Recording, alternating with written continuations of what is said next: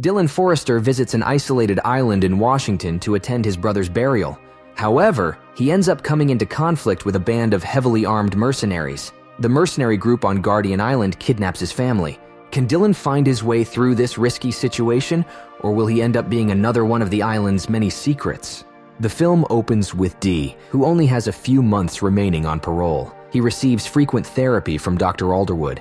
Dee can control his urges thanks to Alderwood's aversion treatment, and he is now ready to function in human society. Dee often receives messages from his younger brother, Professor Sean Forrester. Sean informs Dee that he has lately relocated to the secluded Guardian Island near Washington.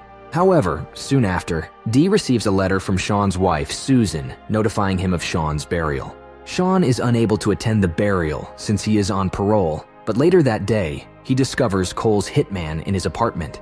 Dee beats up the hitman and locks him in his bathroom. The police can discover him while he's still alive, however. Special Agent Shaughnessy went to see Dee's doctor. She told him Dee was running because he was suspected of trying to kill someone, but the doctor said Dee is the most interesting patient ever. The doctor thought maybe Dee was just defending himself, but the agent didn't agree because the victim ended up in a coma. The doctor shared that he's been helping Dee try to forget his past. He also said Dee has changed a lot and doesn't know where Dee is now. Special Agent Shaughnessy is looking for Dee and finds out about Sean's funeral. Meanwhile, Dee makes it to a hotel and gets room 12. Right away, he starts practicing how to comfort someone in the mirror before taking his stress pills. Later, Dee heads downstairs to see his mom, who's upset to see him, and they start arguing immediately. Dee looks closely at his late brother's body and even spots marks on his head, then learn more about what happened to his brother. Dee's sister-in-law comes over to talk to Dee's mom, trying to be a bit easy on Dee. But Dee's mom doesn't back down, saying Dee feels nothing and is like a man of steel, causing the family much trouble. She then goes back to drinking her whiskey. Back on the other side of the house, Dee meets an old college friend of his brother. The friend offers him a drink, but Dee says he no longer drinks and leaves. Shortly after, the sheriff receives a call informing him that Dee is on the FBI's radar. Back in his apartment, Dee calls his doctor. He says that being back with his family isn't helping his recovery. He's reminded to keep taking his lithium pills, which will help him start feeling emotions again. He's encouraged to prove to his family that he has changed. Then a young boy approaches Dee and says his grandma thinks he's crazy. Dee explains to the boy that he has an antisocial personality disorder, which means he doesn't connect with other people's feelings well, essentially making him seem heartless. He also says he doesn't feel fear and sees the world differently. The sheriff back at the boat finds out the FBI is tracking Dee. Not long after, Dee's mom catches Dee talking with his young nephew and sends the boy upstairs. She then tells Dee he doesn't belong there. Dee tries to explain that he's a changed man now, attending therapy sessions and taking medication. Unfortunately, his mom doesn't believe this change is real, thinking he's still not right in the head. Suddenly, the sheriff comes in with a gun pointed at Dee, arresting him for attempted murder in front of his family. He takes Dee away and locks him up, asking him who he killed.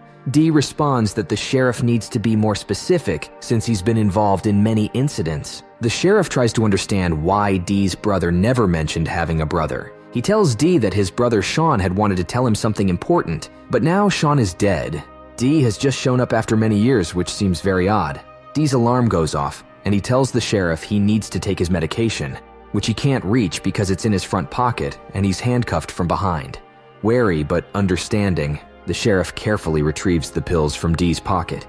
Dee explains that the medication helps him stay balanced, and the sheriff, perhaps a bit reluctantly, helps him take one. Shortly after, a woman offers Dee coffee, but he declines. Before the FBI and other law enforcement can get to the island, a group of mercenaries led by Cole, who used to work with Dee, arrives. They hear a boat approaching. The sheriff, thinking it might be the FBI arriving earlier than expected, goes to check. Instead of finding help, he's confronted by some of Cole's men. They ask him what he's doing there, and before he can react, they shoot him in the arm.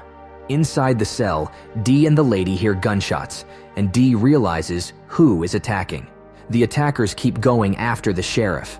Dee then faces a tough choice, asking the lady for a gun or suggesting she might have to shoot him instead. During this chaos, the sheriff gets badly hurt, and a final shot knocks him into the sea.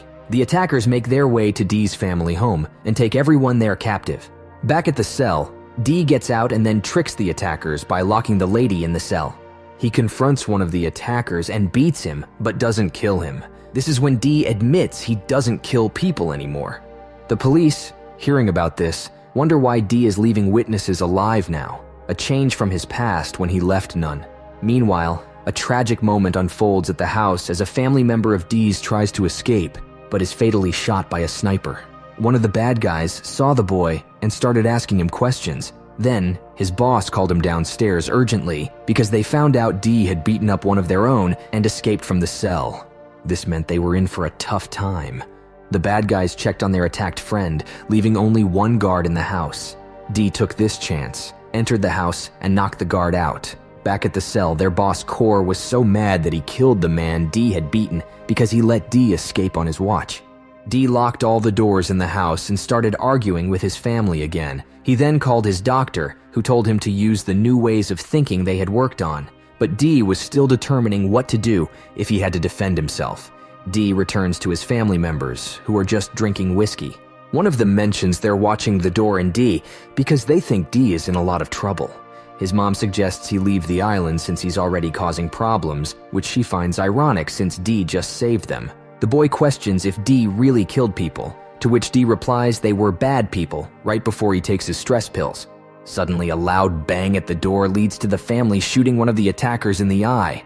Despite this, his mom still insists he leaves to avoid further trouble. Meanwhile, the cops are uncovering the island's secrets. They find out a history professor purchased the island during World War II for twice its market value, which raises suspicions. Cole, meanwhile, tells Dee's mom he was looking for something on the island. But what he was searching for stayed a mystery till the end of the story. So, what was hidden on the island? A year and a half ago, Sean quit his job at the university and moved to Guardian Island with his family. Sean planned to open an inn. In his letters, he told Dee that he had finally discovered what he was seeking. It was discovered that the Guardian Island was an abandoned naval facility housing a tiny submarine.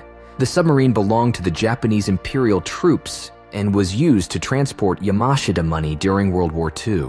Sean, a brilliant history scholar, linked the links and discovered the location of one of these submarines. He borrowed money from Cole's pals and purchased the island for double its market value.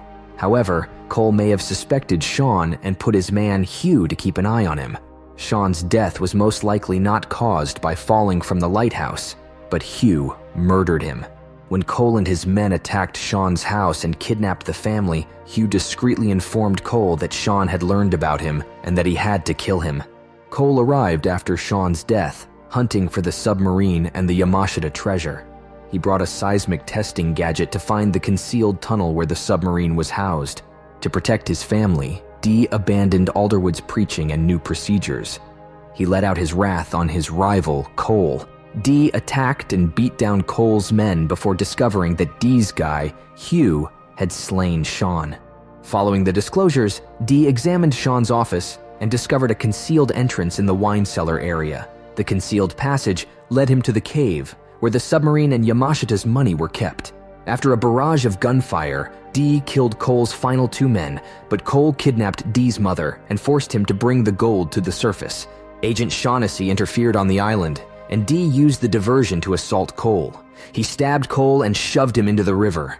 Finally, Dee's mother welcomed him emotionally. After a transformational excursion, Dee disclosed the entire ruse to Alderwood. He assured the doctor his family was safe, but Cole's colleagues would go after Dee to settle Sean's debt. In the end, Dee informed Alderwood that he had decided to be himself for a while, a lethal killer. Dee threw the pills into the water and embarked on a journey to an uncertain land.